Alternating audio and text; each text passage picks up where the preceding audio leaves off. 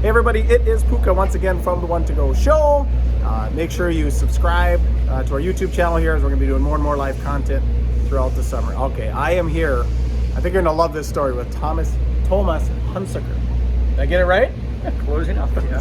Okay, and you're from? Well, originally from Switzerland, but I lived in Bend, Oregon since '88. Okay, so Switzerland to Bend, Oregon. So that's why I wanted to talk to him. I'm not real familiar with him. You're probably not either, so we're going to get to know him just a little bit better. So, okay, so 1988, you're in Bend, Oregon. So how did racing start? Is there a lot of racing on that area? Oh no, I actually I ended up in Bend because of rock climbing. Smith Rocks by Terrebonne, 45 minutes from Bend is really why I ended up there, because that was really my sport. I didn't start racing till I was 38 years old. You know, it's kind of my last challenge in my life, really, to go drive race cars. I raced mountain bikes, I skied, I ice climbed, I mountaineered, I rock climbed a lot. Rock climbing was really my deal. Okay. So how did you end up in Bend from Switzerland in the first place?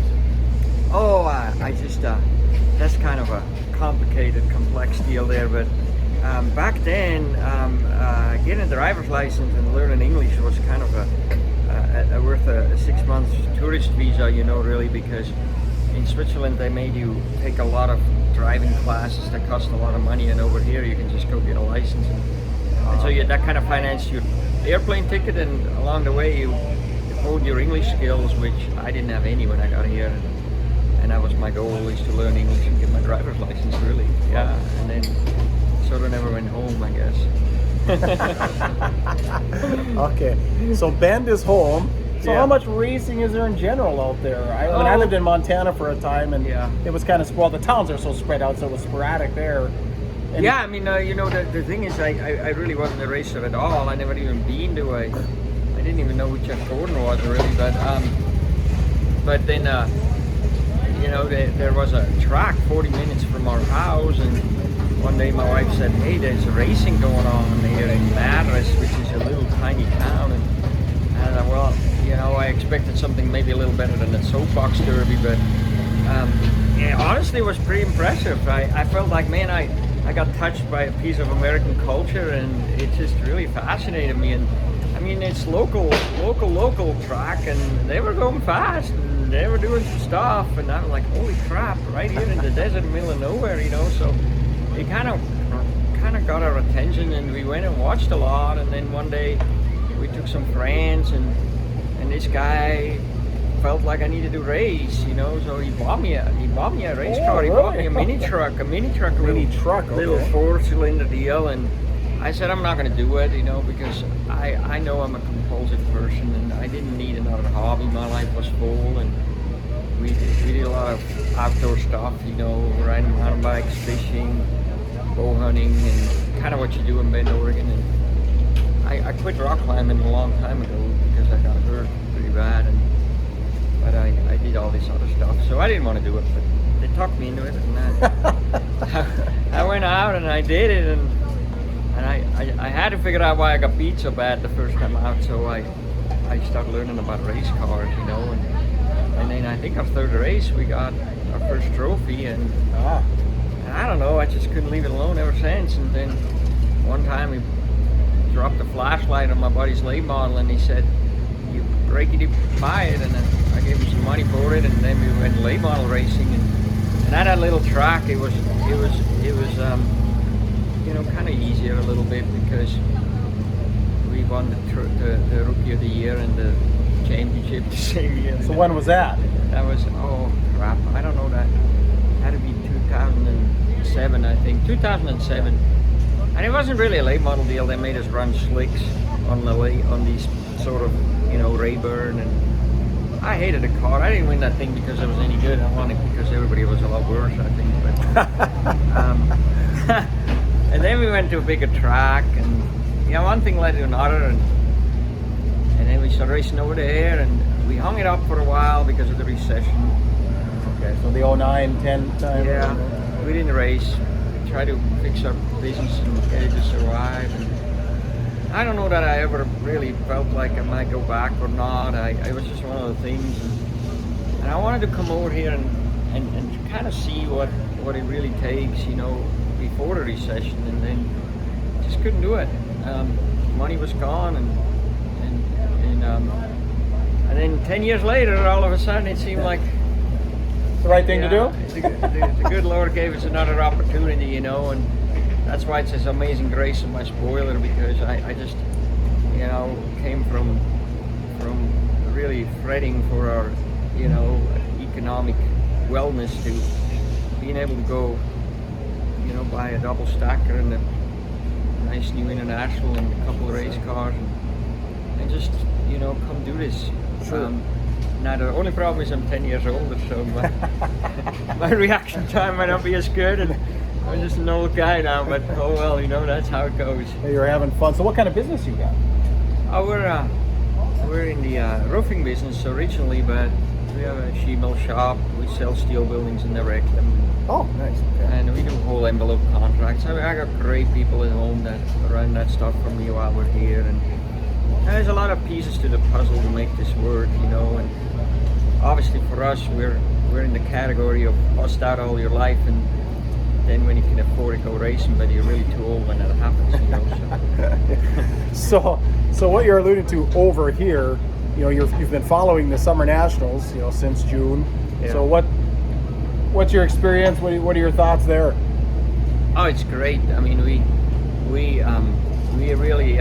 I didn't think we were going to do it this year, but because this truck that pulls this trailer, we bought all that stuff last minute. Not really last minute, but as we know, the economy is such that nothing seems to happen on time. So my truck really wasn't done until 2 weeks before we were supposed to come here, and then we had to go pick up the trailer that we bought in January, used down in Naples. So it just didn't seem like we can make it. But then actually Gary Wenger called me 2 weeks before it was time to go, about the time I went to pick up the truck, and said, "Hey Tomas, are you still going to do the Summer National deal?" And I'm like, "I don't know, Gary." And then he says, "Well, you know, we can travel together," and I don't know. So I kind of put my butt in gear, because I thought, well, at least I have some support. You know, I'm not coming over here all by myself, just not having any sort of, you know, home base kind of somebody to be with, you know. And so we really worked hard to make it work, but it was still sort of kind of hooking up a trailer that really wasn't fully dialed in, and throwing in a car that's never been on the track. And so the first while in the Summer Nationals, we got our butts kicked just for stop braking and things not dialed in, and just before we can even start learning how to drive, you know. So you've been away from home for about 2 months now. Yeah. Right, okay. Yeah. So just a vagabond, you know, you're just moving around. Yeah, So, but I'm used to it. I did that rock climb, and I was a bum. So now I'm not really a bum, because I got whatever $500,000 worth of crap I'm hauling around the world. So anyhow, it's not bum status, but it's kind of the same thing, I guess. But yeah. So what's your best finish? I mean, you've had some decent runs. I've been watching on. Oh well. Okay, it's bragging time. All right. I'm really proud of making that World of Outlaw show here in Seymour. Okay. You know, we I don't know. I felt like it might have a chance, and we started sixth in the B main, finished second. I think we were legitimately a decent car, and then we made the show. You know, for a old roofer from Bend, Oregon, making a World Outlaw show is kind of a big deal. So we're proud of that, for our team, for my wife Derek, everybody who helps me, and then you know, it's kind of almost a trend. Maybe we are getting better, because the time before that it was Richmond, and we started 14th and got 8th. We had to pass some cars, or you can't do that, so that was good. And then the time before that, we started 22nd and got 10th. So it seems like if I can make a show, we're not really bad. It's just you got to qualify a little better. Yeah, it's all in this sport. A lot of it is getting your mind right, and of course, I struggle with that. You know, it's I don't race as much as these people, and you know, I have confidence issues. You know, that the guys that are good in this sport either started when they're 4 years old, or are 20 years old and just pull full of testosterone and go get them and kill them, you know. And I try to keep that up, but it's just harder when you're older to develop muscle memory and all that, you know. So, and I'm not complaining. I'm fine. We're having fun. We're learning. We're not expecting to ever win these races. We just wanted to see what it's like and learn how to use that equipment to what it's designed to do. And I think we accomplished that. We are super happy in our camp. We feel like we're checking the boxes. If I can just drive in a little better on those corners or watch some videos, my wife films everything, then I think we're there, and we may do this again. I mean, we want to do it again, and we might actually get better. I mean, I have a little bit of support. International Truck Company helps me a little bit. We sort of have this partnership because I love the truck, really feel blessed by it. So I said, hey, you know what? I can promote that deal, and they embrace that. They embrace our little odd team, and they want to come along next year. And they were even thinking about sending a guy doing a little reality show thing. Oh, we'll really? see where it goes. You know, I mean, cool. it could be, you know, because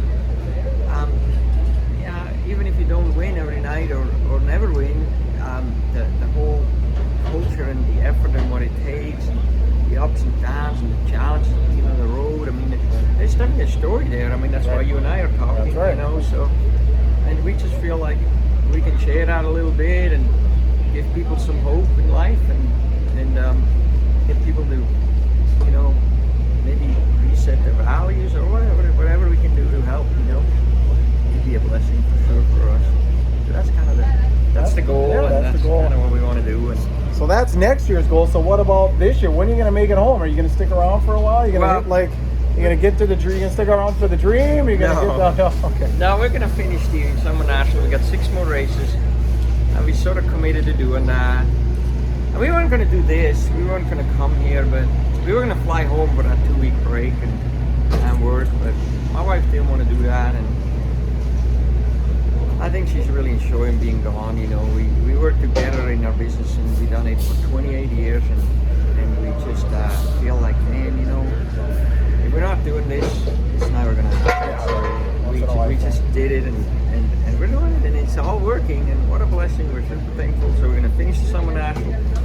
I got to say, if it wasn't for, you know, the reason I'm up here, really, we were going to race around Brian's house, Shirley's, and take some, you know, smaller shows where we maybe have a chance. But we came up here because honestly, this pitch is full of great people, and half of them we got to know, and they're very, very nice folks. And we're here because our buddies are here. Honestly, that's really the deal. Not because we feel like we win a carved eagle or anything, but just because it's just a kind atmosphere for the most part. We love this sport because of the camaraderie and the challenges, obviously. But you know, some of the things are really, really well here. I feel, you know, but maybe it's because I'm not as deep in it and I don't see all the, you know, all the little things. But for us, it's got good perspective. I have still a healthy perspective, and we are really, really thankful to be accepted. You know, it was very awkward to pull in the pits with all these shiny trailers for me, and I'm very thankful that these people embrace us and accept us for who we are. You know, not the fast guys, but people are trying to make something work. Yeah. Awesome. Well, that'll wrap her. But yeah, that's, I was gonna say, we're happy as heck to see you, and it's a great story. Like I said, when you came out, you know, whatever, 2 months ago, Summer Nationals, like, who is this guy? Where's he from? I couldn't believe it. Now I'm so happy I was able to catch up with you. Yeah. So thank you so much for your time. Yeah, and best wishes the rest of the way, and really good luck for next year too. Hopefully you come along for the ride. We'll see you in a year. Yeah, we want to do it. Yeah. All right. Thank you. Yeah.